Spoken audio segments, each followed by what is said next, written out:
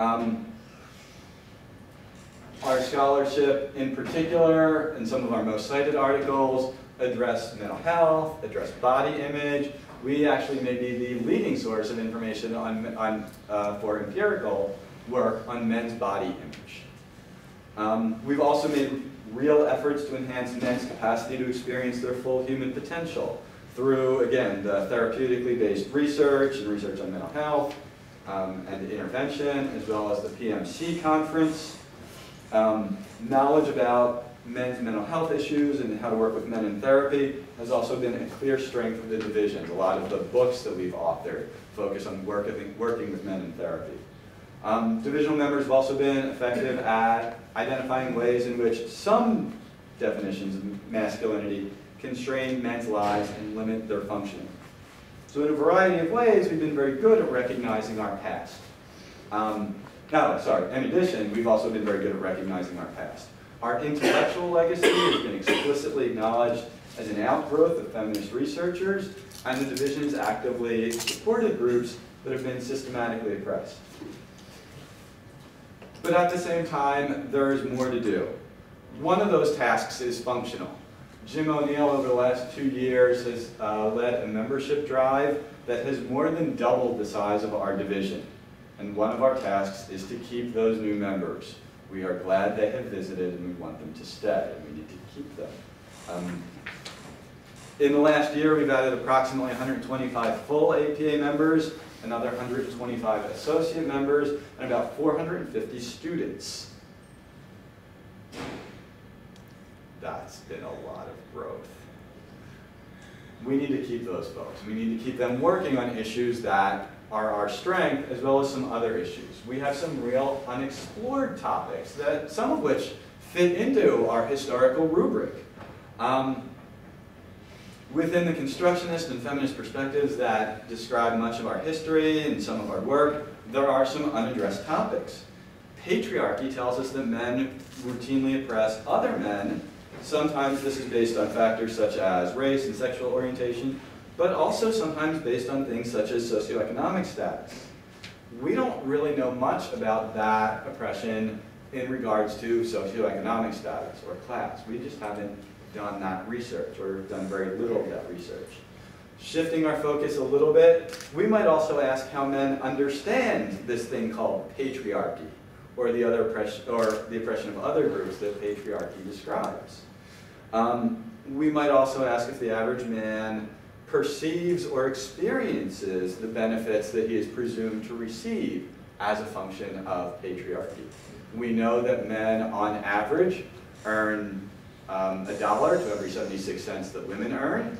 We also know that salary is something that Americans never talk about directly. Asking someone how much money they make is rude. How would guys know that they're making more money than women?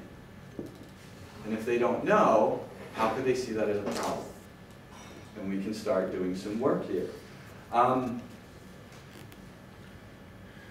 These are important questions. There are people out here now that argue that the oppression of those groups still exists. Certainly many of you in this room, I suspect, would say that. There are also people that argue that we're now in a post-gender or post-racial society. And they point to the success of folks like Hillary Clinton, Sarah Palin, and Barack Obama as evidence that we have gotten beyond all this.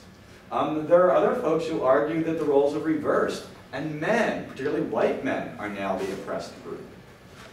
I think that given our theoretical orientation, given our background, we're in a unique position to understand these issues, to contribute to the discussion, and perhaps even to shape that discussion. There are also a host of topics that seem to be of interest to the hypothetical average man that we could be exploring more.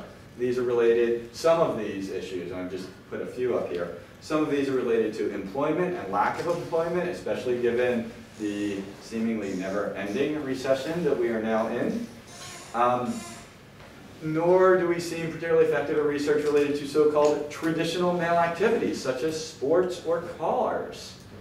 When was the last time you saw an article about men's interest in automobiles and what that's about?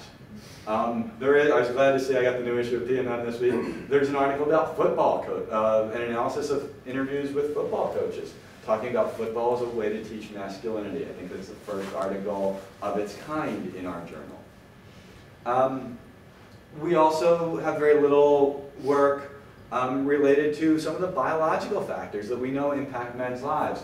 We had a session yesterday, I think, on prostate cancer. We've done very little in that area, but it seems that that's something where we could contribute particularly well to the conversation. Steroid use and abuse, my understanding is that that's mostly an issue among young men and some not so young men, but we're not doing a whole lot of work, if any, in that realm. I believe that expanding the scope of our research, expanding the scope of the theories that we draw from, the disciplines we draw from, kind of creating a bigger tent, will also require some difficult conversations about the meanings and limits of constructionistic and feminist approaches. It will also require some difficult conversations about what the term masculinity means.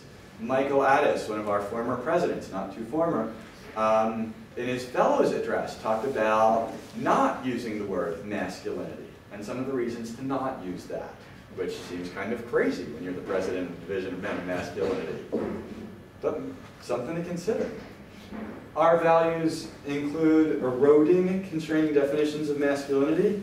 We've developed a solid database on how those definitions are linked to poor functioning, but we've done very little work in terms of actually eroding those definitions. I mentioned some organizations we might link with earlier. Among other things, efforts to erode those definitions will likely mean greater contact with the public. And that's also going to require, in order for us to be effective, understanding why the public is skeptical about psychology.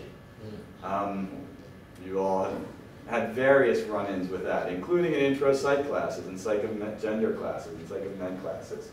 Scott Lilienfeld has a rather thought-provoking article that will come out in the September-October issue of American Psychologist on that issue, public skepticism of psychology.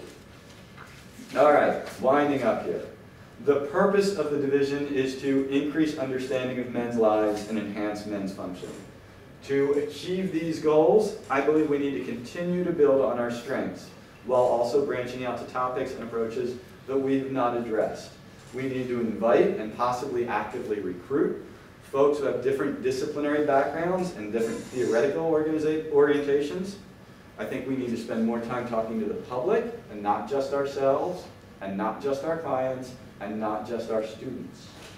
Like our founders, I believe that understanding and relying on psychological science and scientific discussion is the key to building a broader psychology of men. It is not everything goes. There are rules about how this works. We are a psychological society. I believe that our membership, old and new, need to recognize the past and how the women's movement and feminism play into our work. And that we need to recognize the various roles that men hold in society, both privileged and oppressed. Like David Lezak, I hope for a vibrant and diverse field that can both inform and disconcert all of us. Thank you.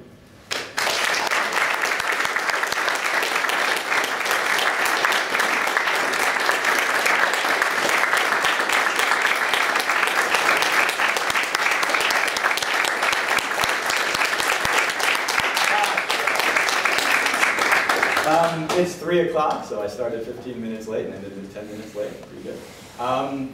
We are going to do a town hall style meeting next to talk about the next 10 years of Division 51. Let's take 10 minutes. Yeah. 10 minutes. We'll take 10 minutes and we'll take a little time off the town hall. Bathrooms, for those of you that didn't see them on the way down, are at the base of the stairs. Congratulations. Nice job. Yeah, thank you. There you go. Congratulations. Thank you. Good work. Big slides. Thanks. And thanks. A lot of people are yours. It is live. All right, let's do a little comedy sketch here. Got a couple minutes. I'm trying to talk Ryan into publishing it.